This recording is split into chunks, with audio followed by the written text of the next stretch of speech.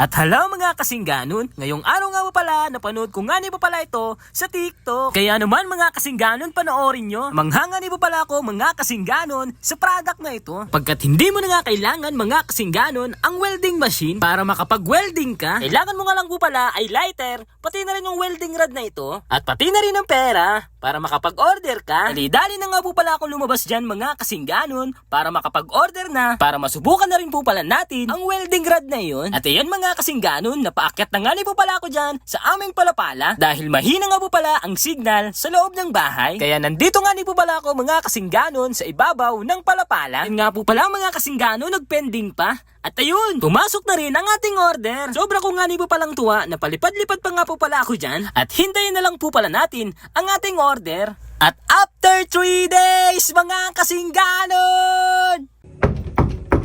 At ayan mga kasingganon, may kumatok na. Eto na nga po pala ang ating parcel. Uy kuya, bakit mo naman hinagis? Magbabayad naman ako eh.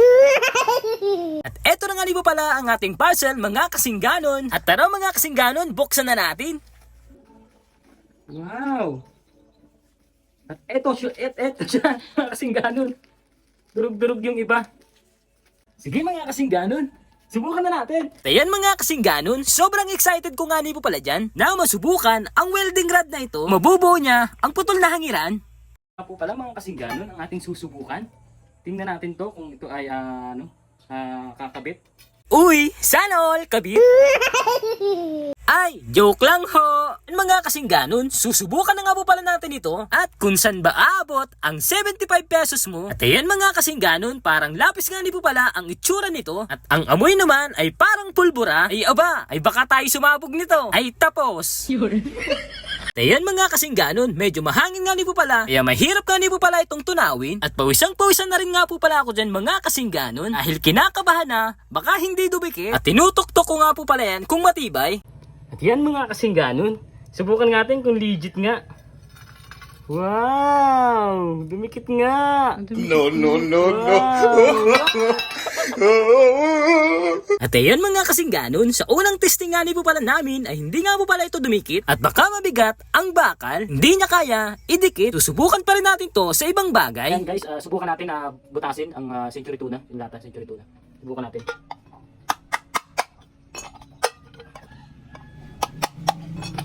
Yan po. Yan, dalawa po yung butas niya. Yan. Dito yung butas. Yan mga kasingganon, subukan na natin.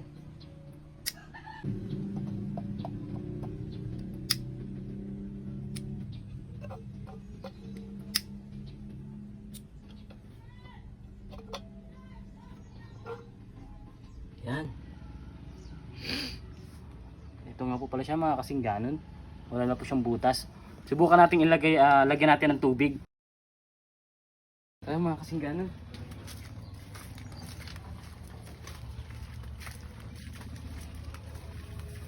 Yan mga kasingganon, dito na lang tayo kukuha ng ng tubig sa kanal. Wow! At hanggang dito na lang po pala mga kasingganon. Salamat po sa panonood and God bless!